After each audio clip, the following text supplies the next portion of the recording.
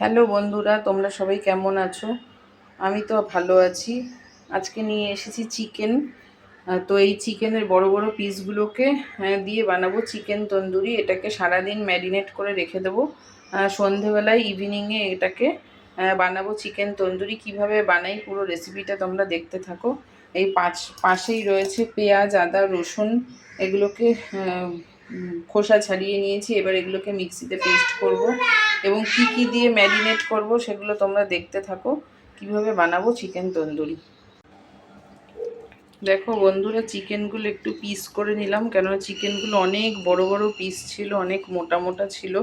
তো সেগুলো আমি মোটামুটি সাইজ করে ঠিক করে নিলাম। এবার চিকেনের মধ্যে দিয়ে দিয়েছি লবণ, তন্দুরি মশলা, এগুলো মাখাচ্ছি। তার সাথে দেবো পেঁয়াজ, আদা, রসুনের পেস্ট, সেটাও মাখিয়ে এটাকে রেখে দেবো মিনিমাম 6 থেকে 7 ঘন্টা ফ্রিজে ম্যারিনেট করে, ম্যারিনেশন অবস্থায় এটাকে রেখে দেবো।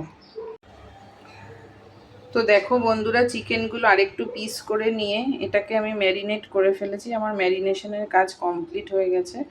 এর মধ্যে দিয়েছি পেঁয়াজ, আদা, রসুন পেস্ট করে, মিক্সিতে পেস্ট করে পেঁয়াজ, আদা, রসুন, আর দিয়েছি একটু শুকনো লঙ্কার গুঁড়ো, তন্দুরি পাউডার, চিকেন তন্দুরি করার জন্য তন্দুরি পাউডার। এগুলো দিয়ে আমি ম্যারিনেট করে রেখেছি। এটা এখন 7-8 ঘন্টা আমি ফ্রিজে রেখে দেবো এবং তারপরে এটা তন্দুরি বানাবো। তো তোমরা দেখতে থাকো তোমাদের কেমন লাগে। তো দেখো এটা কি সুন্দর একটা কালার এসছে। এক পিঠ অলরেডি হয়ে গেছে, আরেক পিঠ হচ্ছে। এটা লো ফ্লেমে করছি।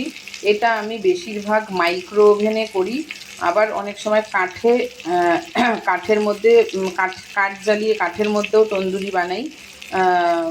কাঠে করি, আজকে গ্যাসে করছি। তো দেখো তোমরা দেখতে থাকো।